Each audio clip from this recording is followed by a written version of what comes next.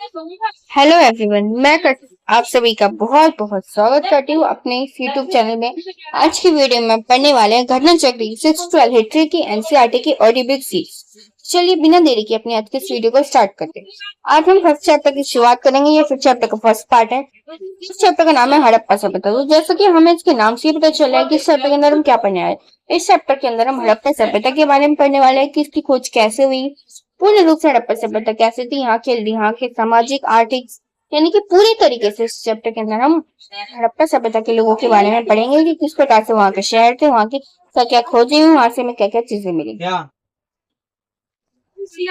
इन्हीं स्थिति में पंजाब में जब पहली बार रेलवे लाइन बसाई जा रही थी तो इस काम में जुटे इंजीनियरों को हड़प्पा पूरा स्थल मिला। आधुनिक पूरा पाकिस्तान में है, यानी कि पीछे।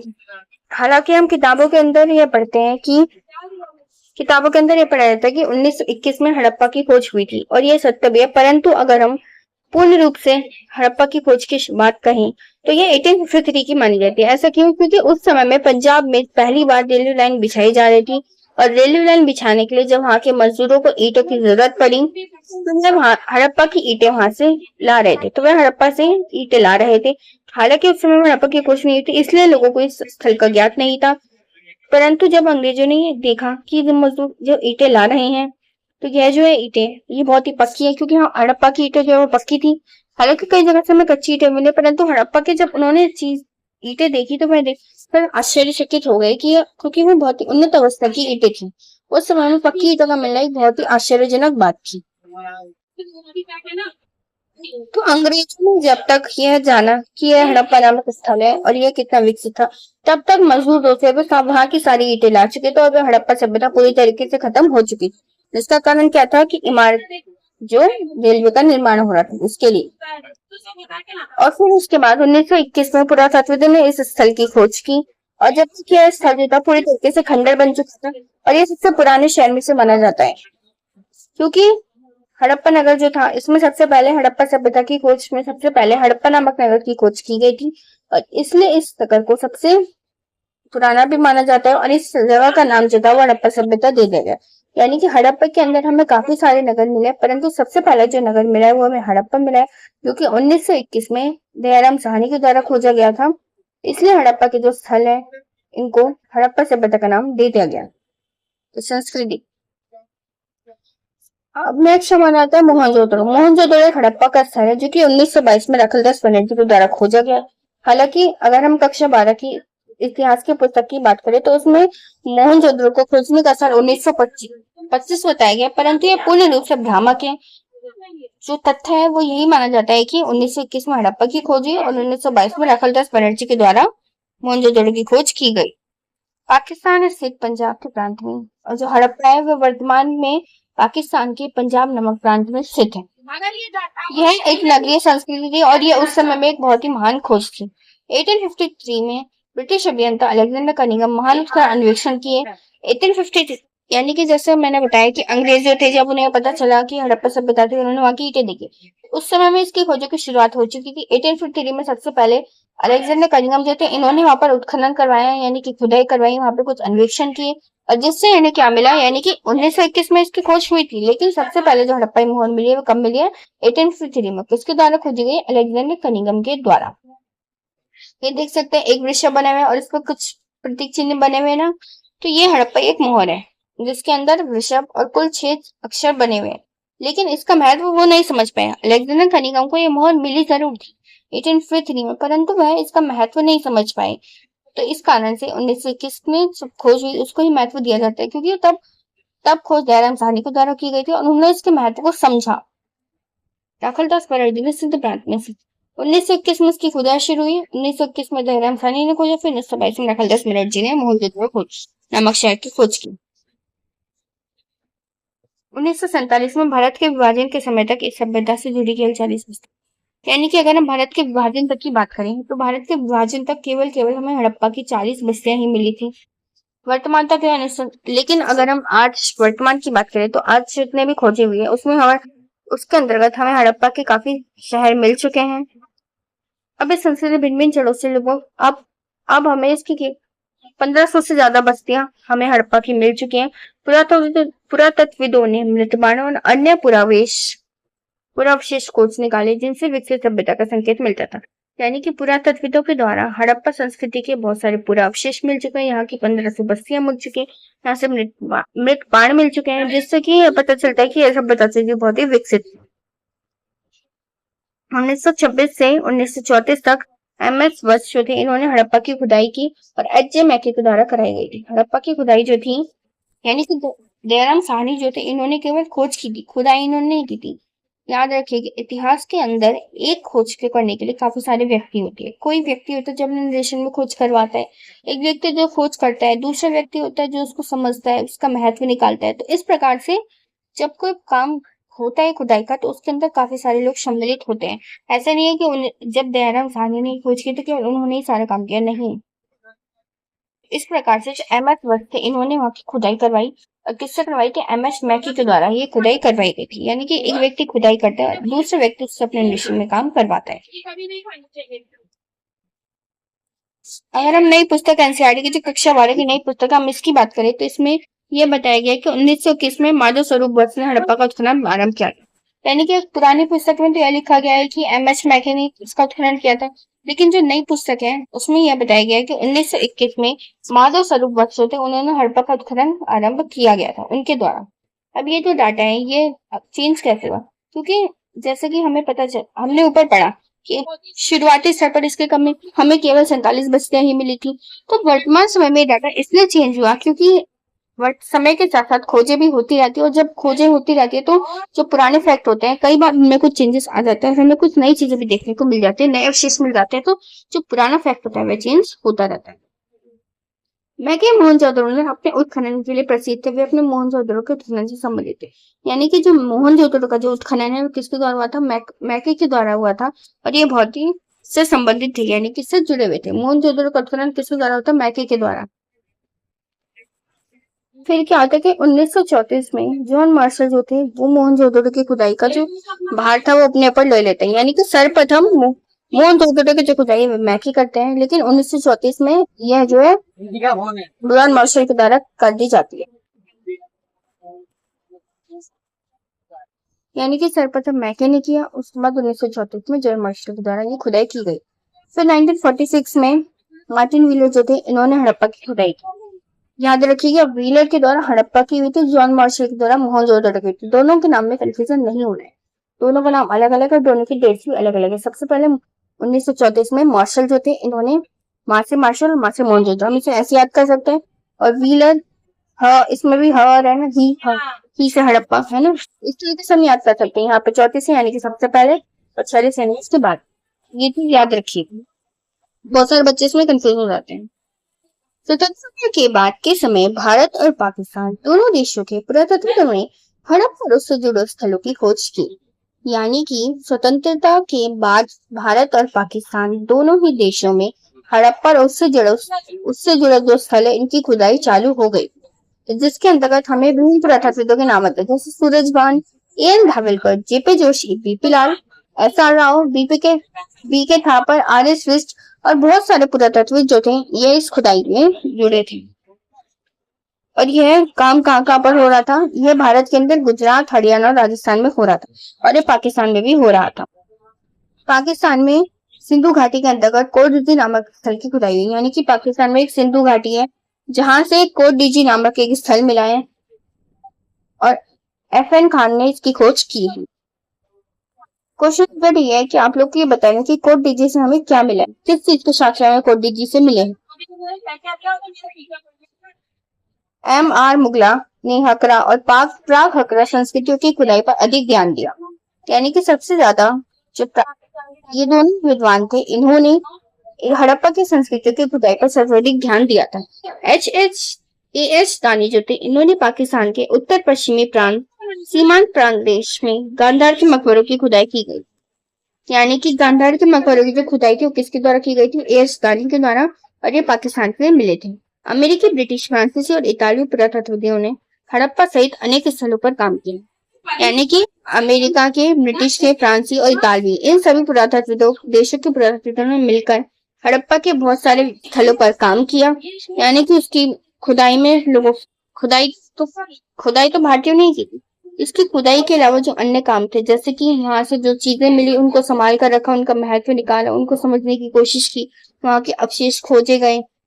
केवल खुदाई करने से तो काम नहीं चलता, अवशेष को देखना पड़ता है, उसको समझना पड़ता है, उसका महत्व भी जानना पड़ता है। इन सभी देशों के विद्वानों ने भारत के विद्वानों की मदद की, पुरातत्वों की मदद की। अगर हम वर्तमान की बात करें तो वर्तमान में हमारे पास प्रचुर मात्रा में हड़प्पाई सामग्रियां, यानी कि वर्तमान में हमारे पास हड़प्पाई सामग्रियां बहुत ज्यादा मात्रा में मौजूद है। यद्यपि उत्खनन और अन्वेषण अभी भी जारी है। उत्खनन अन्वेषण तो अलग अलग चीज होती है। उत्खनन का मतलब होता है, उत्खनन का अर्थ होता है कि जब हम जमीन में खोद कर कोई चीज निकालते हैं, किसी चीज की खुदाई करते हैं और हमें कोई चीज मिलती है तो वह उत्खनन होता है। और अन्वेषण का मतलब होता है उस चीज का महत्व निकालना, यानी कि हमें कोई अवशेष मिला तो वह किस समय का है, किस काल का है, उसका क्या महत्व था, उस समय में लोग किस तरीके से उपयोग करते थे, यानी कि उसका महत्व निकालना। इसके लिए विभिन्न तरीकों का इस्तेमाल होता है, वर्तमान से तुलना की जाती है, या कई अन्य तरीके अपनाए जाते हैं, तो वो अन्वेषण कहलाते हैं। सभी विद्वान हड़प्पा संस्कृति के नगरीय स्वरूप पर एकमत है, यानी कि हड़प्पा संस्कृति को जो नगरीय स्वरूप है इसको लेकर सभी विद्वानों का एक मत है। लेकिन हकरा गग्गर नदी से हुई शिनाख्त सरस्वती नदी की भूमिका इस संस्कृति के निर्माताओं की पहचान में विभिन्न मत है।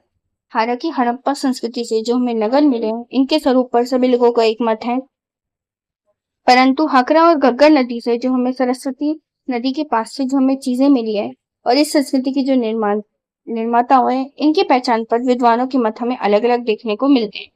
नेक्स्ट हमारा टॉपिक है भौगोलिक विस्तार, यानी कि इस टॉपिक के अंदर हम पढ़ेंगे कि हड़प्पा सभ्यता जो है वह कहाँ तक फैली हुई थी, उसको भौगोलिक विस्तार कहते हैं, यानी कि उसका क्षेत्रफल कितना बड़ा था, कौन कौन सा क्षेत्र था, किस किस स्थल की खोज की गई, कौन सा क्षेत्र बड़ा था, कौन सा क्षेत्र छोटा, यानी कि इसका पूरा भौगोलिक स्वरूप कहाँ से लेकर कहाँ तक फैला हुआ था, ये हम इस टॉपिक में चर्चा करें।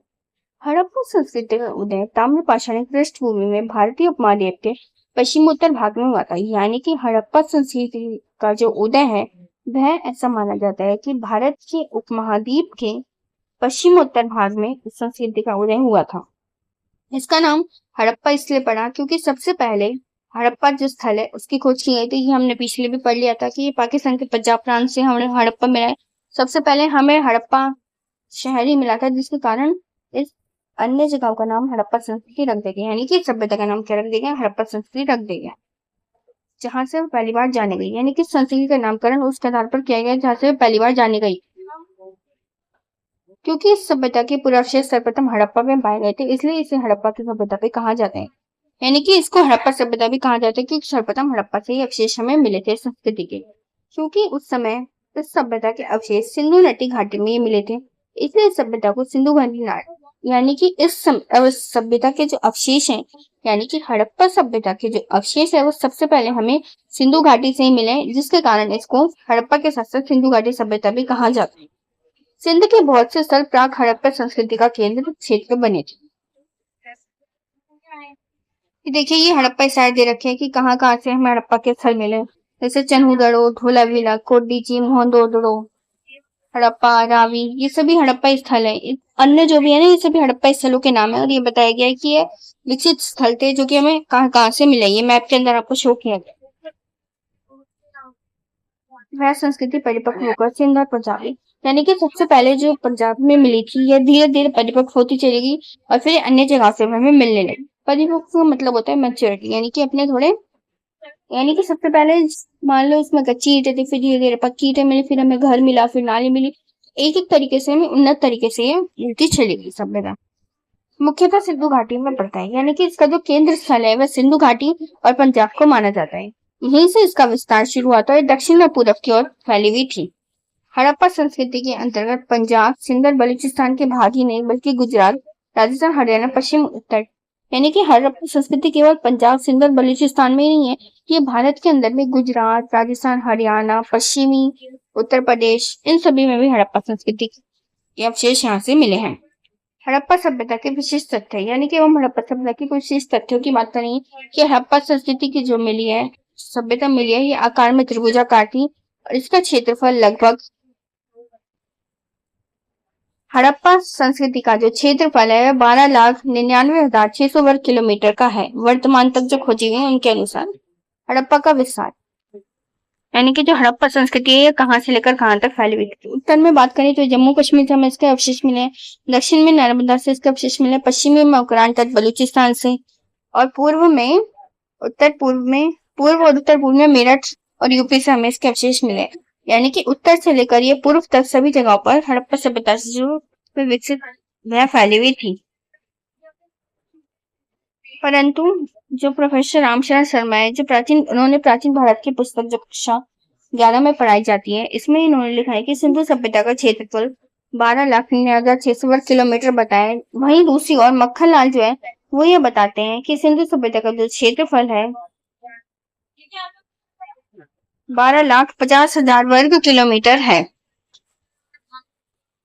अतः ये क्षेत्र पाकिस्तान से बड़ा तो है ही, यानी कि ये पूरे संपूर्ण पाकिस्तान की बात करें तो ये उस क्षेत्र से भी बड़ा है। प्राचीन मिस्र और मेसोपोटामिया सभ्यता से निश्चय भी बड़ा है। यानी कि हड़प्पा सभ्यता की समकालीन और भी कई अन्य सभ्यता जैसे मिस्र की सभ्यता, मेसोपोटामिया की सभ्यता, तो यह सभी क्षेत्रफल में हड़प्पा सभ्यता जो थी वह सबसे बड़ी सभ्यता थी सभी समकालीन सभ्यता की तुलना करने तो।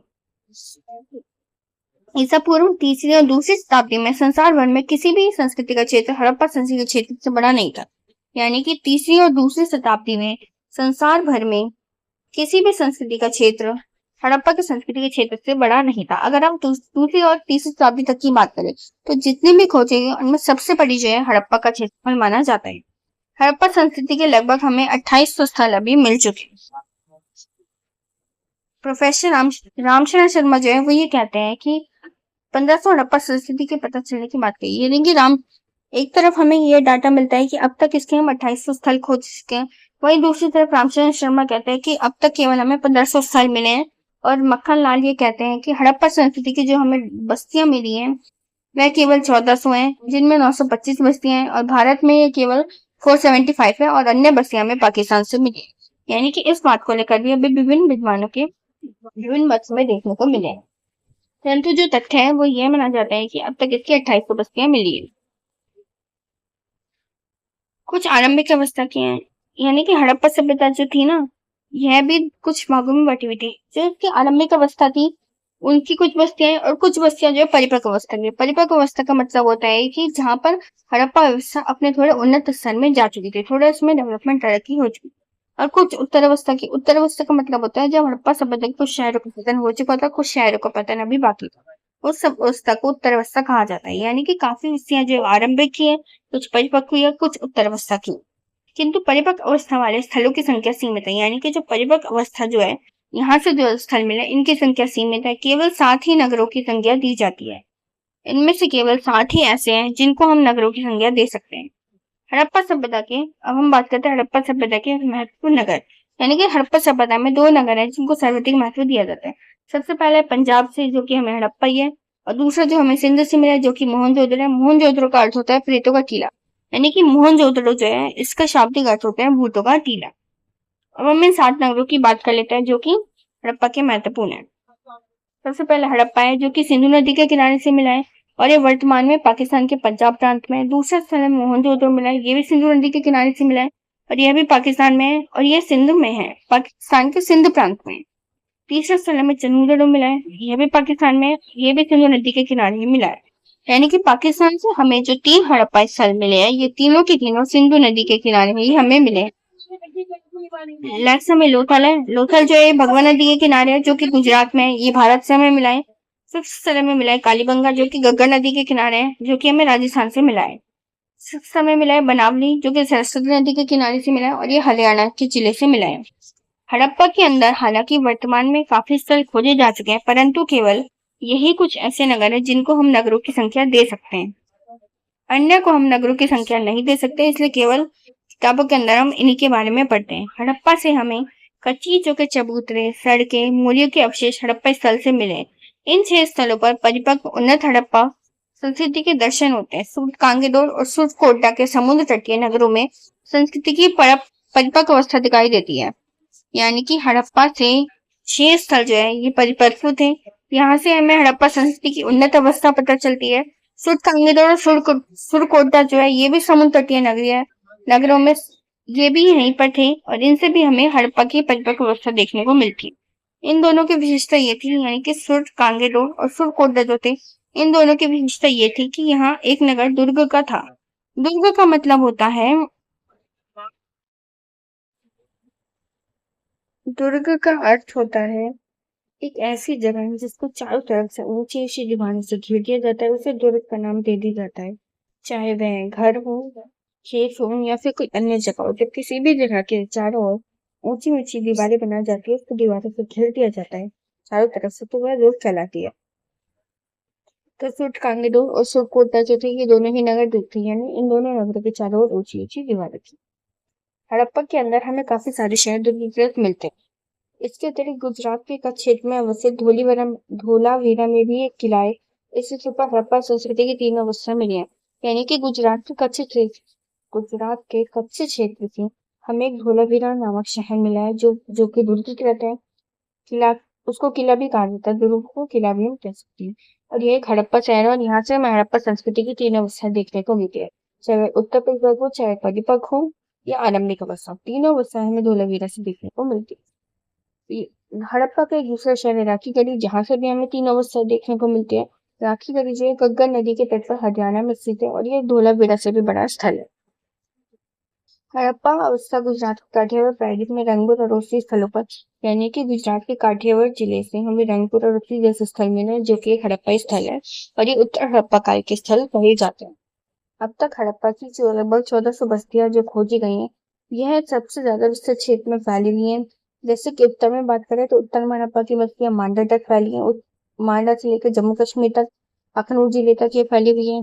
पूर्व की बात करें तो पूर्व में ही हड़प्पा की जो बस्तियां हैं, आलमगीर जिला मेरठ से लेकर यूपी तक फैली हुई है।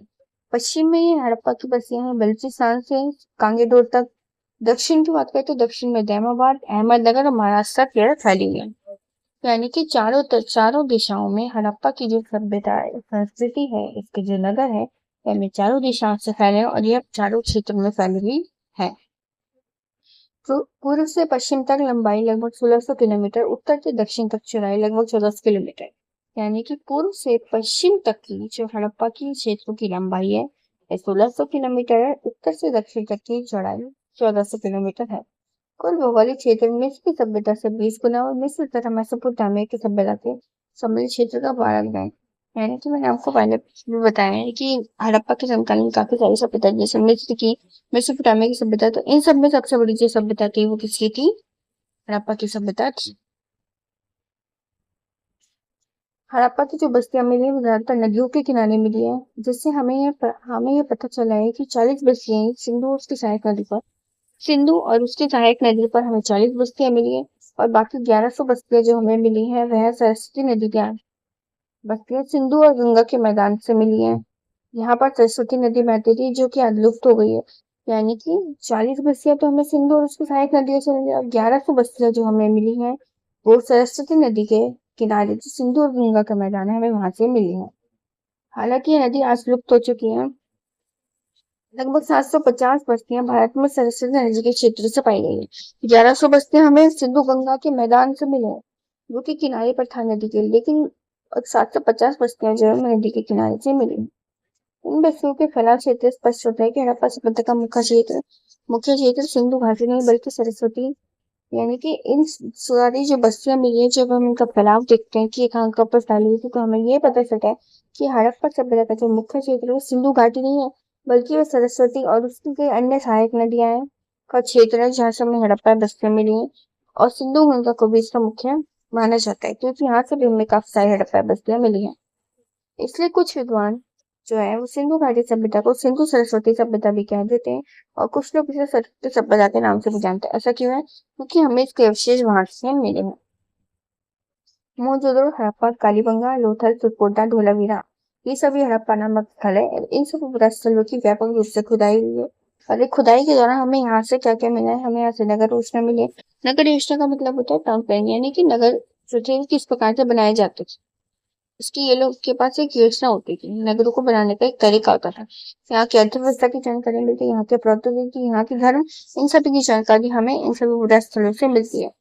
इन सभी पुरास्थलों से पुरातत्वविदों को अनोखी वस्तुएं देखने को मिली है, यानी कि बहुत सारी अनोखी वस्तुएं भी पुरातत्वविदों को यहाँ से मिली है। जैसे कि सबसे पहला है सबसे पहले हमारा मिट्टी के लाल बर्तन पर काले रंग के चित्र मिले हैं, पत्थर के बाट मोहरे मन के मिले हैं, तांबे के उपकरण मिले हैं, पत्थर के लंबे ब्लेड। ये सभी चीजें हमें इन सभी शहरों से मिली है। अब हम बात करते हैं नगर योजना की, यानी कि हड़प्पा सभ्यता से थी इसकी नगर योजना कैसी थी। धीरे धीरे क्या हुआ कि हड़प्पा सभ्यता की आरंभिक अवस्था में जो गांव होते थे वो छोटे होते थे, परंतु धीरे धीरे समय के साथ साथ वे बड़े होते चले गए और लोगों की संख्या भी बढ़ती चली गई, लोगों की जरूरतें बढ़ती चली गई। अब लोग बढ़ेंगे तो उनकी जरूरतें भी बढ़ेंगी और जरूरतें बढ़ेंगी तो लोगों को काम भी चाहिए, फिर बेरोजगारी तो नहीं होगी।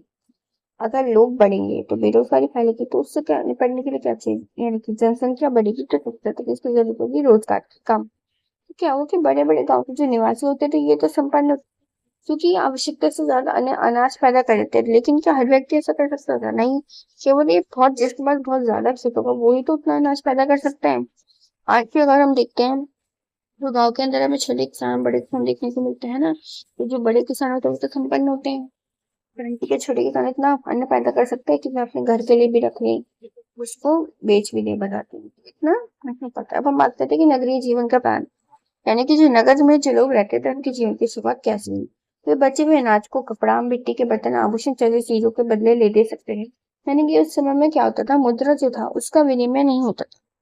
विनिमय का साधन था वो क्या था, जैसे आज हम रुपए देते हैं कुछ भी चीज लेते हैं या उसके बदले में हम पैसे देते हैं ना, लेकिन उस समय में क्या होता था, ये लोग वस्तुओं का लेन देन करते थे। यानी कि किसी एक व्यक्ति के पास कपड़ा है और दूसरे व्यक्ति के पास अनाज है और दोनों को एक दूसरे के सामान की जरूरत है, तो दोनों क्या करेंगे, आपस में अपने सामान का लेन देन कर लेंगे। इसी को वस्तु का विनिमय कहा जाता है। ये लोग ऐसे ही जैसे कपड़ा हो मिट्टी के बर्तन है आभूषण या कोई भी ऐसी चीज जिसकी हमें जरूरत होती है सामने वाला नहीं दे सकता, तो इसके बदले में उसको उसकी जरूरत के लिए दे देते हैं। इस बात की आवश्यकता नहीं रह गई थी कि प्रत्येक परिवार क्षेत्र में काम करे। यानी कि अब इस चीज की जरूरत नहीं थी कि हर परिवार खेतों में ही काम करे, अपना अनाज पैदा करे। कई बार क्या होता था, अनाज मतलब ऐसा क्यों, क्योंकि देखिए जैसे हमने ऊपर पढ़ा कि कपड़े के बदले में ही अनाज मिल जाता था मिट्टी के बर्तन में, तो अब जरूरी नहीं था कि सभी लोग अनाज पैदा करें, है ना। एक व्यक्ति अनाज पैदा करे तो दूसरा व्यक्ति कपड़ा पैदा है, वो उसको कपड़ा देगा, वो उसको अनाज देगा, तो इस तरीके से यहाँ पर हो जाता है। जी भाई,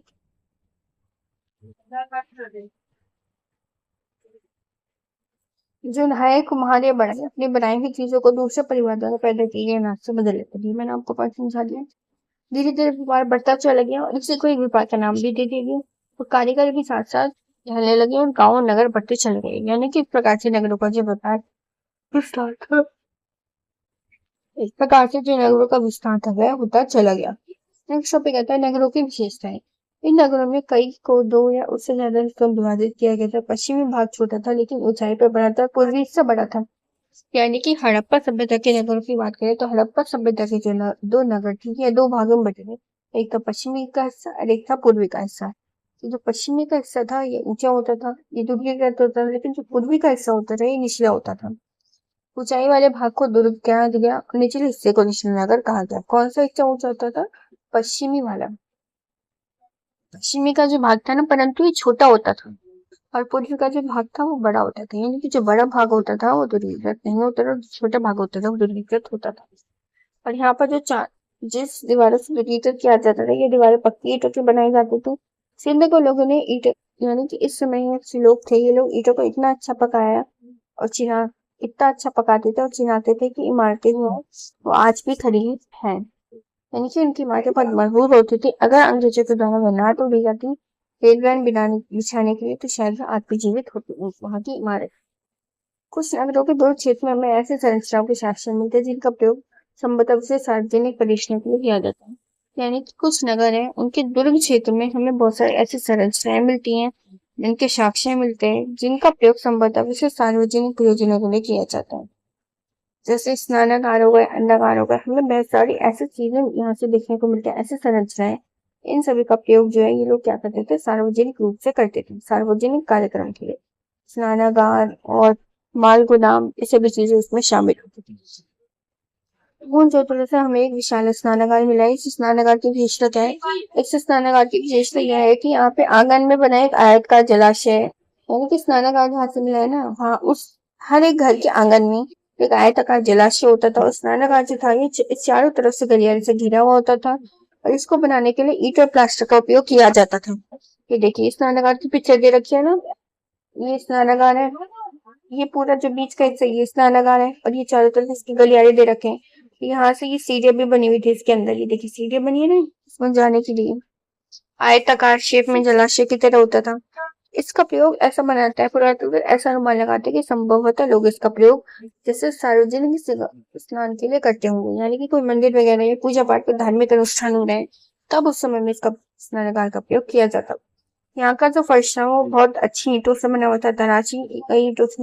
ईंटों की भीतरी और बाहरी परतों के बीच में विटुमिन डामर की परत लगाई गई है। स्नानागार के रिसाव को रोकने के लिए चारकोल की पट्टी चढ़ाई गई है।